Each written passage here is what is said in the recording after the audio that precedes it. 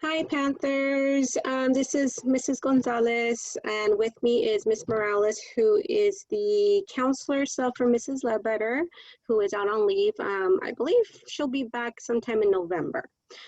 So first of all, I want to thank you for taking the time to view this presentation. Normally, this presentation, we would have gone into your PE class and presented it to you in person, but due to the circumstances, this presentation will be available only by recording. But the good thing is that the presentation will be on our YouTube channel, so you can go back and view our presentation basically as many times as you want, okay? All right, so today's presentation is called Ready, Set, Goals. So hopefully you like our little title there. Okay. All right, so our agenda for today, we are going to point out some virtual norms and go over the objectives for this lesson. We're going to talk about the pre-tests, which you were assigned a couple, I would say about a week and a half or so ago. We're going to define what a short-term and long-term goal is. We're going to discuss the importance of a planner, and then we're going to encourage you to please take the post-test once you're done viewing this presentation. All righty. So virtual norms. So you guys have been in school for about 6 weeks, and you have come to realize that, you know, in Zoom meetings, it would be nice for everyone to participate and cooperate and have some specific norms that will help you be successful in your Zoom classes. So we came up with only a few, but I'm pretty sure you may have others in mind that if you do, I would encourage you to share that with your teacher, okay? So what are some of the virtual norms that we would be talking about when it comes to online learning? Well, the first one is being present. Okay, so that means basically signing into the days that you're required to go into your classes and having your camera on. And the reason being is because if you were in an actual class, you would be there in person and you would be present. So the difference is because we're all at home, we would need to turn on our video, be present, and be ready to learn. So that's one. The second one we thought about was raise your hand when you want to speak. Same norm that would apply if you were in the classroom, right? Because if you were in a classroom, do you just shout out your answer or say, oh, hey, Mrs. So-and-so, I want to do, no, we don't do that, right? So raise your hand and wait for your teacher to call on you, okay? Another norm that we discuss is very important, muting your microphone when you are not speaking. The reason why this is very important, it's because if your microphone is on or if you are not muted, everything that's going around you is going to distract not just you as a student, but your other classmates and your teacher. So please make sure that when you are logging into your Zoom meetings, you automatically mute yourself. And when you're asked to speak, make sure you unmute, but then mute yourself back again, okay? Another virtual norm is respecting the speaker and each other, same as if we were in person in a classroom. We respect one another's opinions, okay? So when the speaker is talking, that means you mute yourself, you're giving them your full attention, and then you participate when you're asked. And then the final one that we thought about, which I've been mentioning throughout all of these three norms, is participate when called on. Okay, so if your teacher says, hey, John, what's the answer to this math problem? Then unmute yourself and participate. Like I said, I know there's distractions at home, but focus your time and energy on your Zoom meetings when you're required to sign into your classes, okay? Think about what other virtual norms come to mind as you're reading through these 5 that we came up with. And if there's something that you feel it's very important to share with your teacher, please do so. Feel comfortable reaching out to your teacher if you feel there's some norms should be provided to other classmates. All right, so our learning objectives for today. So we are hopeful that by the end of this lesson, you will be able to do the following. The first one, explain the difference between a long-term goal and a short-term goal. The second one is understanding how your decisions today can affect your goals, whether they're short-term goals or long-term future goals. Also, identify at least one goal that's important to you, okay? What is that one goal that you have in mind that's very important to you? Could that goal be short-term? Yeah, it can be short-term, or maybe it's a long-term goal. And also, identifying at least one adult in your life, whether in school or at home, or maybe someone in your church community, wherever this person is, who is that one adult in your life that will support your success? All right. So thank you very much for those who took the pretest, which is a little survey. The reasons we have these pretests is to help us in modifying this presentation if need be. We want to make sure that the presentations we offer are meeting not just your needs, but our needs as well. And if we need to make changes, we will definitely make the necessary changes. So the pretest is, like I said, is to help you and us. So how is this going to help you? Well, the pretest will help you in gaining knowledge and goal settings. It will help you in understanding your beliefs about the importance of setting goals and your beliefs about the importance of using a planner, whether it's a handwritten planner or a digital planner. And with your counselors, it helps us in understanding what your future goals are and whether they're short-term or long-term, and what your academic pathway is. So when we talk about academic pathway, we would like to know, what are your plans after high school? Do you want to start at a community college? Do you want to go to California State University?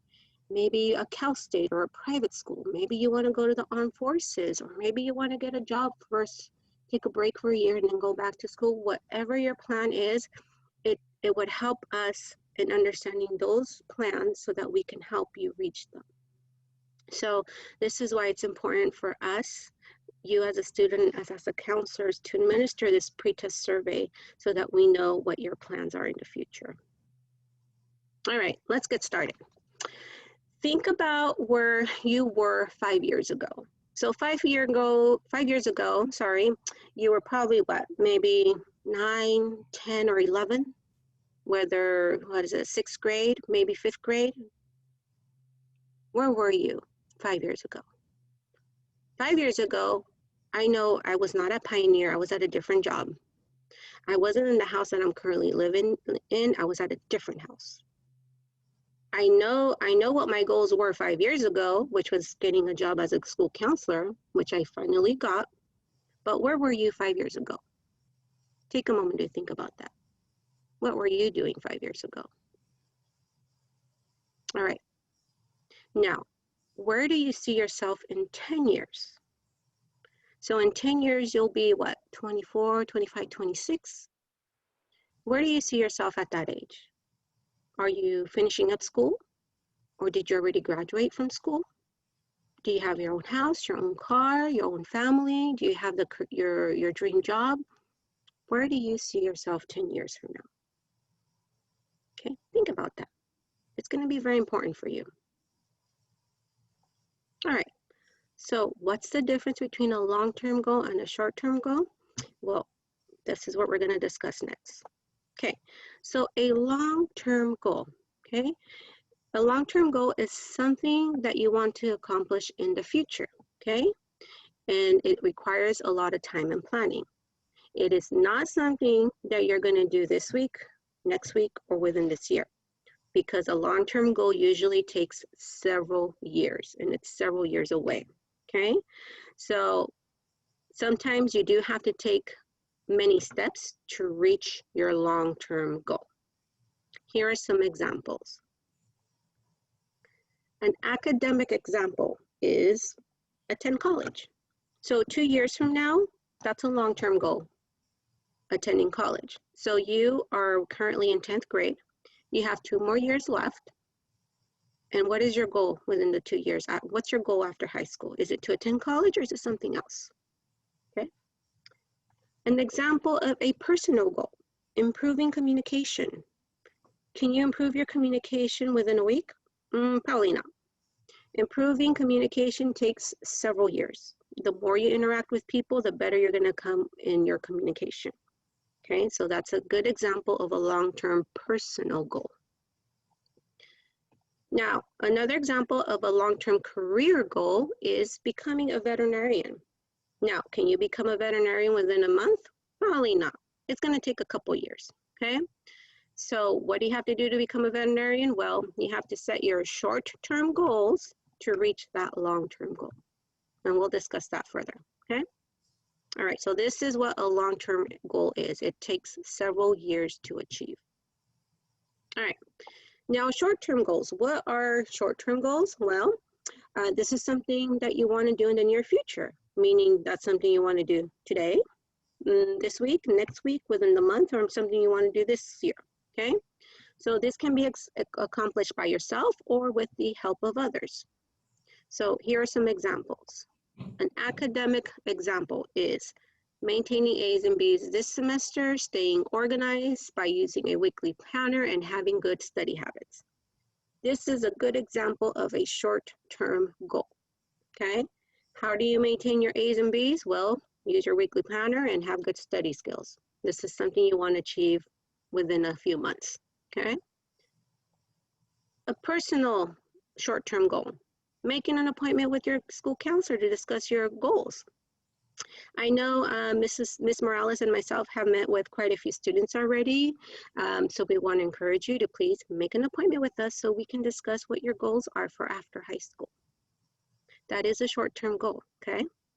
And an example of a career short-term goal. So volunteering in a career-related field. So if your long-term goal is to become a veterinarian, then your short-term goal to be able to reach that long-term goal should be volunteering at an animal shelter, because that will help you gain the necessary experience that you need to become a veterinarian.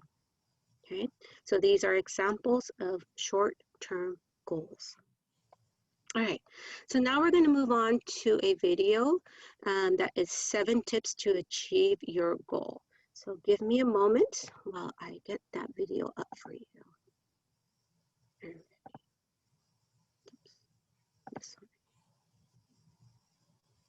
Enjoy.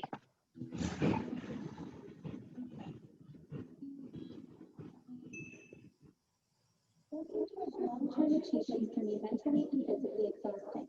It can be a letdown to work towards a goal and not see results as quickly as you were hoping for. But if you work smart, achieving your goals is possible. No matter your goals, here at Psych2Go we have 7 tips to help you achieve them. 1. Write your goals down. Even if you know what you want, actually writing down your goals has proven to be more effective. Make sure that it's visible so you have a continual reminder on what you set out to achieve. Try putting a note on your bathroom mirror or your fridge so you'll see it every day. 2. Be patient with yourself. Rome wasn't built in a day, and reaching your goals won't necessarily happen super fast. It will likely take hours and hours of hard work. The best things in life often take time, and that makes them more rewarding. 3. Make time in your week for goals. Instead of trying to rush through your project, allow yourself an hour a day or a day a week to work on small sub-goals that will contribute to your overall vision. Doing things weekly in small segments will help prevent you from feeling stuck or frustrated in your attempt to achieve your goal. 4. Celebrate your achievements no matter how small. Sometimes it can feel like you're so far from reaching a milestone, and you're not any closer than where you started. But if you're actively working towards something, that's not true. Remember that these goals are called long-term for a reason. Find a way to reward yourself with a favorite snack or activity when you finish a part of your goal. 5. Remember that roadblocks aren't failures. We all know the phrase, when one door closes, another one opens. Well, it's not just inspiring, it's factual. Sometimes life has a different plan for how we achieve our goals. So next time you hit a wall, remember to be kind to yourself. You never know what could be around the corner. 6. Listen to criticism and do not take it personally. Criticisms are not personal attacks on your work. They aren't a chance for you to get defensive and possessive of your work and goals. Instead, take the criticism and use it to refine and improve upon your goal and the methods of getting there. Criticism allows us to double check our work with new eyes and create something even more amazing. 7. Work with like-minded people. This is an especially important tip because it's easy for you to feel like you're alone in your endeavors. There's also other times where you'll feel stuck in your efforts to figure out solutions to the hurdles that sit between you and your achievements. Talking and collaborating with those who share similar goals is actually a great way to see things in a different way, get inspired, and maintain drive. Climbing the mountain of success is always easier when you're working as a team. All right, so I hope you guys enjoyed this video. So now I'm going to stop sharing so that I can let Miss Morales take over for the other half of the presentation. So please give us a moment here. Okay, so the following quote says, "Never let a short-term desire get in the way of a long-term goal." I'll give you a moment to think about what this quote means.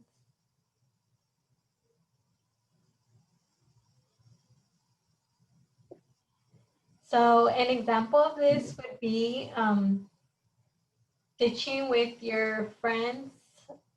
That's a short-term desire, which can get in the way of graduating, which is your long-term goal. Maybe you can think of other examples of a short-term desire that can get in the way of your long-term goal. Okay. An example of a long-term goal would be learning how to play the guitar. Learning how to play the guitar, you can't learn overnight or in a week. It takes practice. So with this long-term goal, there are short-term goals embedded into that. So an example would be taking a guitar class, practicing 5 times a week, or practicing with a friend or classmate. That way you can learn how to play the guitar, which is your long-term goal. So another example would be getting accepted to a UC. That's your long-term goal. Well, the short-term goals could be, well, you need to get good grades, learn good study skills, improve your organizational skills, and improve your time management skills. Also, knowing the A through G university requirements would be very beneficial, and knowing which classes you need to take in order to apply to a UC. Here are some tips to staying on top of your GPA. Use your ARIES to check and monitor your grades. Complete your homework assignments. Study. Choose challenging courses like AP classes when you're a junior or senior. Honors, like some of you have taken honors English already, or Hancock College concurrent classes like history. Most importantly, show up to your classes and be present, participate, and ask for help when you need it. You can always ask your teachers for assistance. Some extracurricular and elective classes can help you narrow down your interest for potential careers and majors. So joining a club, sports, this can look good in your academic resume. So college loves to see that you're being involved in school. Be a leader. This can be taking on an officer role for a club like treasurer, secretary, president. Again, this will look good for your college applications when you're getting ready to apply. So using a planner, juggling your high school life like homework, clubs, sports, some of you volunteer or have a job. This can be a lot to handle. So keeping good time management and keeping organized by using a planner is important. A weekly planner should be reviewed daily and weekly. It's used to keep track of assignments and projects when they're due. It's used to prioritize important tasks. So here is an example of the options out there for a planner. It can be digital or handwritten. So you have to test out what works for you and what can help you stay organized in the future and help you stay on track with your goals. So you can get an app on your phone or have a physical planner like the one here. You can see for the biology class highlighted in orange, they wrote down what time they have class and when their homework is due. So having something physical like this can help you make sure what you need to do for the week and keep you organized. So identify adults that can help you and support your success and long-term goals. So this can be your teachers, your parents, family members, cousins, aunts, or us as counselors. We can help you with in supporting you with your academic long-term goals or personal or career. So this is what a review of what we talked about today. Again, to reiterate, a short-term goal is something you want to do in the near future. And a long-term goal is usually several years away. It takes longer to accomplish. A weekly planner helps to keep you organized when reaching your goals. So how will thinking about college help you in high school? So the decisions you make today can affect your future. You can also request an appointment to speak to your counselor about your goals. So here is information how you can contact your counselor during our distant learning. You can call or text, email, and sign up for the Remind app.